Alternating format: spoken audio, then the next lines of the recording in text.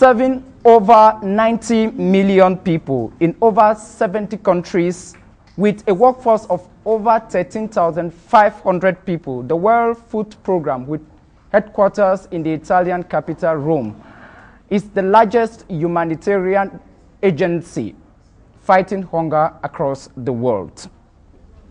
With planned and unplanned hunger-causing circumstances ever thwarting the work of the World Food Programme, the task of the UN agency seems to be on the rise. Today, 66 million children in school across Africa are suffering from hunger, and 1 out of 6, approximately 100 million children in developing countries are underweight. Of what importance can the United Nations World Food Programme be to them? My guest today on this program is the Executive Director of the World Food Programme.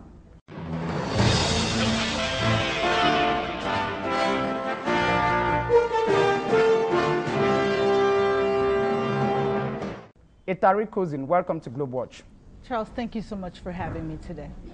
In 2009, the World Food Programme concluded that hunger kills yearly more than malaria, tuberculosis, and AIDS combined. How stressed is your agency? Our agency is stressed only because we don't have enough resources to meet the needs of those who require our support and services. We are not stressed because we have the tools, we have the ambition, and we have the support from so many around the globe for the work that we do. We recognize that hunger is a solvable problem.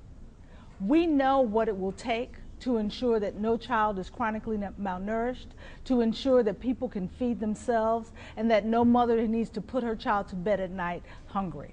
What we need is the public will to invest in the long-term solutions that will address the challenge. You are talking about investing and that you don't have enough resources. Let me just read statistics from the World Food Programme, which states that you have 5,000 trucks to ensure distribution of food across the world. You have 50 aircrafts to ensure the transportation of food, and you have 30 ships across the world.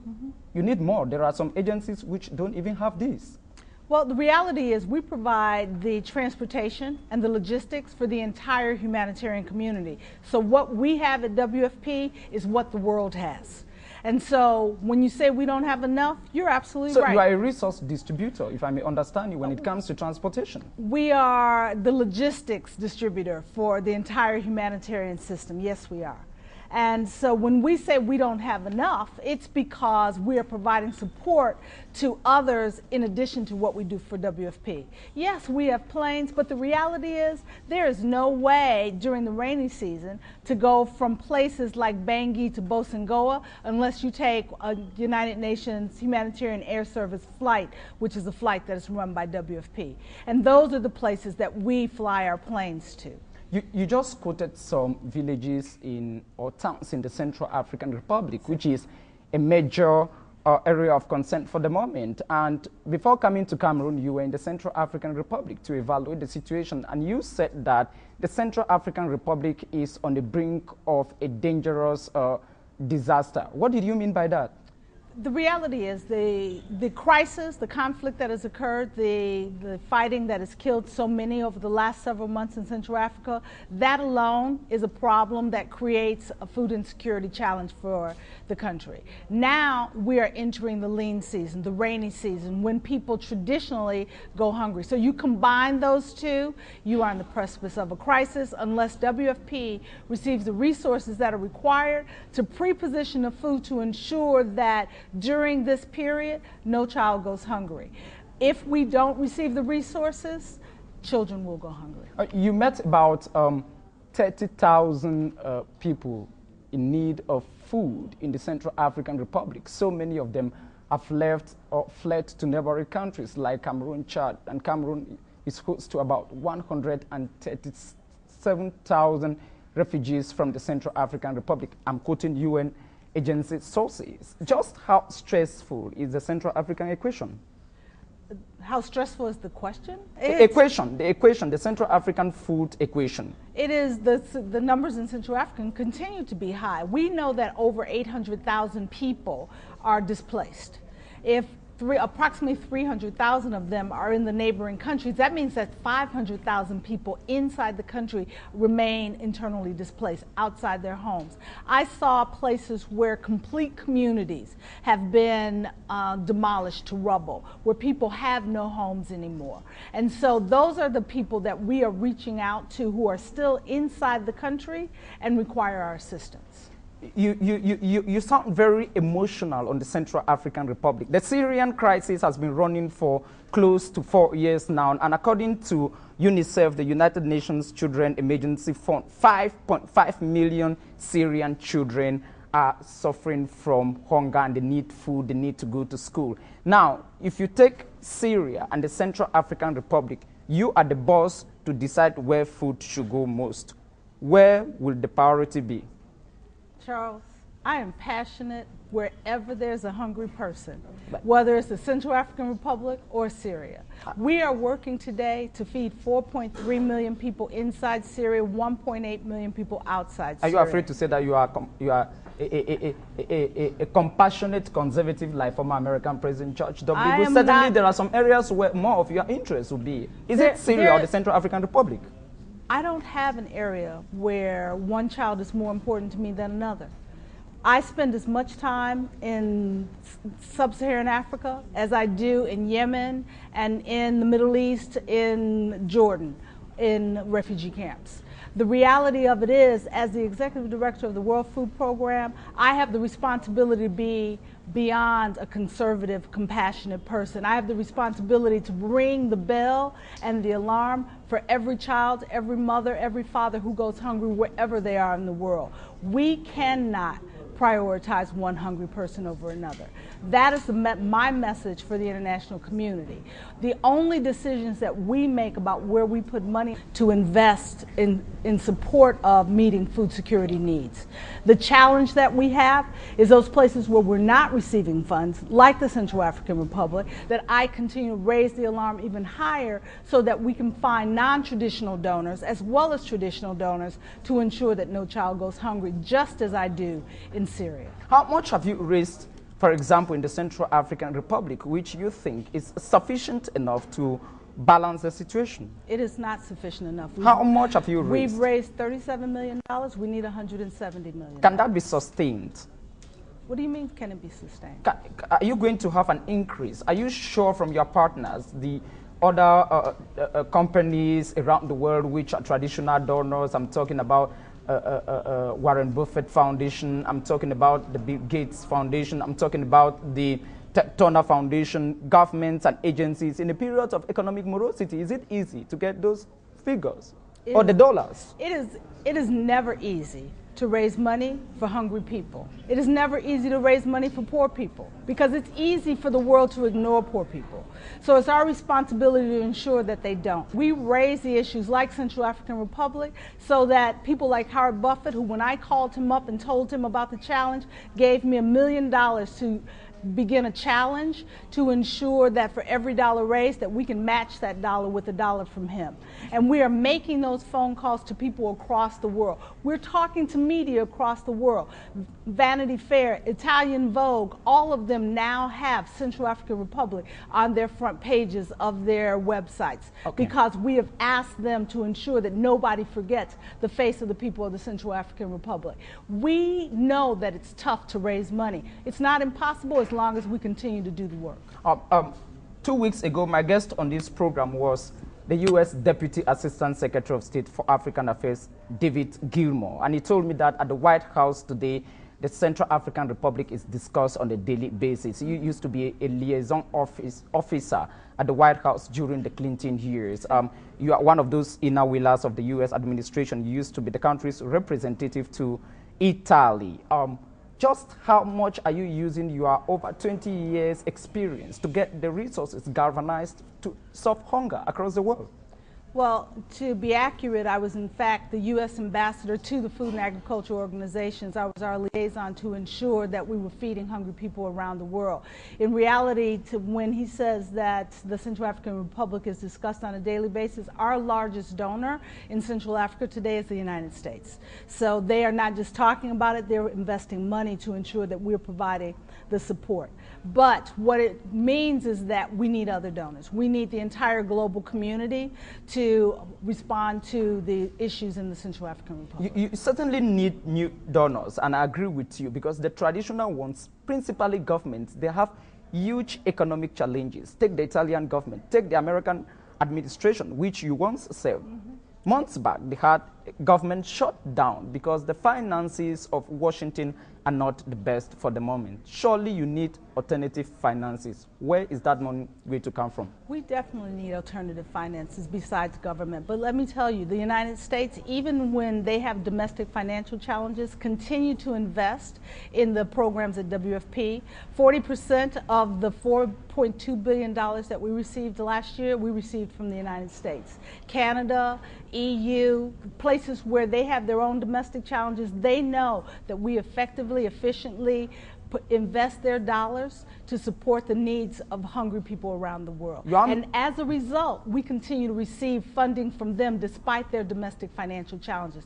The reason we need more money is because not only do we need those traditional governments who provide us with assistance, we need to ensure that we have enough money to provide the sustained support that is necessary for us to move people from us feeding them to them feeding themselves. You are working, your main goal is to combat poverty. And when I went to the website of the World Food Program, the mission statement or the catchy statement is that it is possible to end hunger across the world. How do you network with production agencies such as the Food and Agriculture Organization? Because certainly it is the production unit that provides the food that you finally distribute.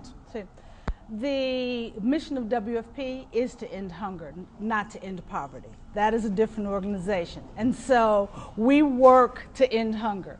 In fact, the Secretary General has a new zero hunger challenge, because reducing hunger is not good enough. We must get to zero hunger, which means productive food agriculture systems. So that requires WFP and the other UN agencies like FAO and EFAT to partner together to increase the agricultural value chain. So that's what, when I say increase the agricultural value chain, I'm talking about working with smallholder farmers to increase the quality and quantity of their yields, and also providing the catalyst market for those smallholder farmers so that they have some place to sell that increased productivity. That's how you move from us feeding people to people feeding themselves. And that we don't do alone. We partner with governments, we partner with other UN organizations, we partner with NGOs, we partner with the farmers themselves. That's the difference that we're making in 2014 around the world, as well as in sub-Saharan Africa. And what are some of these projects which you are coordinating together to end this poverty? Certainly you have shared projects which are going to increase food productivity. And that's exactly what I'm describing to you. If we can increase the yields and the quality of the yields of smallholder farmers, then we can address the challenges of lack of income from agricultural production for smallholders. Too many smallholder farmers today are still subsistence farmers. But if we can work to develop a more productive agriculture system across the continent, what we then do is increase the economic opportunity so that people have the ability not just to feed themselves, but to have products that they can sell to pay school fees, to pay for health fees, all of the kinds of things that we take for granted because we have productive jobs that allow us to sustain ourselves and our families. We need to give that same level of opportunity to people who live in the rural area, which is where most of the poorest and most vulnerable people live across sub-Saharan Africa. I have 3 questions before we end. The first one has to do with your visit to the Central African Republic, the main raison d'etre of your presence in Africa. Can you tell me the most emotional moment you had in the Central African Republic, which is going to redefine your way of looking for sufficient food distribution in the Central African Republic, which most UN agencies have described as a country in a difficult situation? Well, the most emotional, and there were a lot of emotional moments. I'm a grandmother. And how many children do you have? I have one son, and I have great-grandchildren. And okay. I saw a young boy who was the size of my 5-year-old grandson. When I asked his mother, she told me he was 10. That means that that child is stunted both physically and mentally. He will never live a full life. So that says to me that we need to redouble our efforts, not just to ensure that we're meeting needs, immediate needs, that we're providing the sustained support that is necessary, particularly for the 0 to 2-year-olds, so that they can live a full life. Every child born should have the opportunity to live a full life. And that reinforced for me the responsibility that we have in the work that we all must do. With me is a regional cross-border impact of the Central African Republic refugees situation. Let me just give you an idea of the refugee situation in Africa. About 1.8 million of them are found in Sudan. Of course, you know the trouble in Darfur and the split shot in South Sudan between Salva Kiir and his former Vice President Riek Machar. You have about 1.7 million people in a country like Cameroon, where there is much food, who are suffering from hunger. I'm giving you the situation of people suffering from hunger in Africa. You have in Nigeria, Africa's population giant. About 4.2 million people are suffering from hunger, and the list can go on. Are you worried that those suffering from hunger in Africa, there is a potential of it being on the avalanche? No, I'm not worried.